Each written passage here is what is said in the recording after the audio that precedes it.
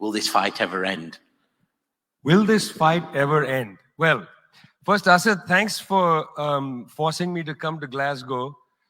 When I walk the streets of cities like this, Glasgow was the UK's second most important city. Beautiful buildings, beautiful streets, a gorgeous city. It had Red Clydeside in 1919, the uprising to create a Soviet in Scotland. But it was, crushed, of course. When I see cities like this, I think also about the other side of it. There's a phrase from Walter Benjamin: every monument of civilization is also a monument of barbarism. I think of the famines in Bengal, the jute workers in Bengal sending jute to Dundee through the Glasgow port. I think of human beings from Africa enslaved and brought from Ghana to the New World, and all those prophets getting sucked into cities like London and Glasgow.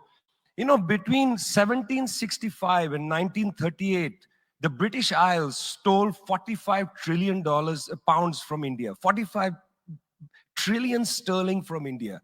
We never got paid for that. When the British left India, when we threw the British out, our literacy rate was 13%. So much for several hundred years of so-called civilization. Meanwhile, our landscapes were destroyed. Coal was foisted on India. You foisted coal on us. You were the ones that came and made us coal dependent. And then you left, and now you dare to condescend to us. When I listen to Boris Johnson, when I listen to people like Joe Biden, when I listen even more to Emmanuel Macron, all I can think of is how condescending you are. You condescended to us 400 years ago. You condescended to us 300 years ago. You condescended to us 200 years ago. You condescended to us 100 years ago. You're condescending to us today. You only know condescension because for you, colonialism isn't something that happened in the past and we defeated you. It's not that. For you, colonialism is a permanent condition. And that permanent condition happens in two ways. There's the permanent condition of the colonial mentality. You want to lecture us. You want to tell us that we are responsible for all the problems because you'll never accept that you're the one principally to blame. You signed the Rio Formula in 1992 on common and differentiated responsibilities. You like the common part. You like the common part. You like to say we're all in this together and so on. We're not in this together. The United States, 4-5% of the world's population, still uses 25% of the world's resources. You outsource production to China, and then you say China is the carbon polluter. China's producing your buckets. China's producing your nuts and bolts. China's producing your phones. Try to produce it in your own countries and see your carbon emissions rise. You love lecturing us because you have a colonial mentality.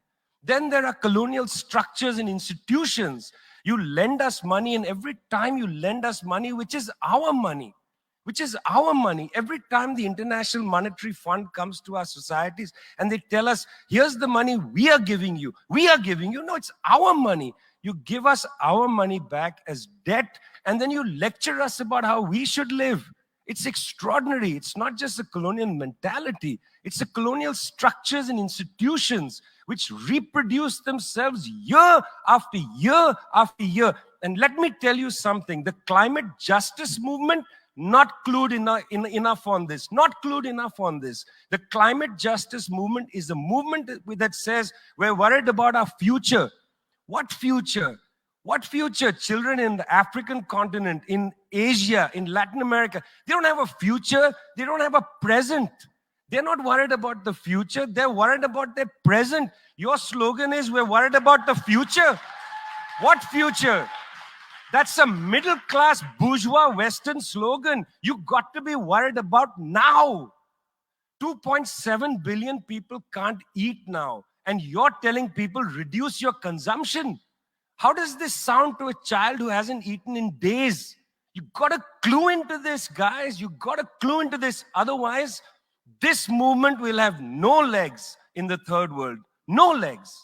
Later, I'd like to tell you about the International People's Assembly, a network of 200 political organizations that we're setting up, rooted in the global south. We want to tell you what our issues are, but are you willing to listen?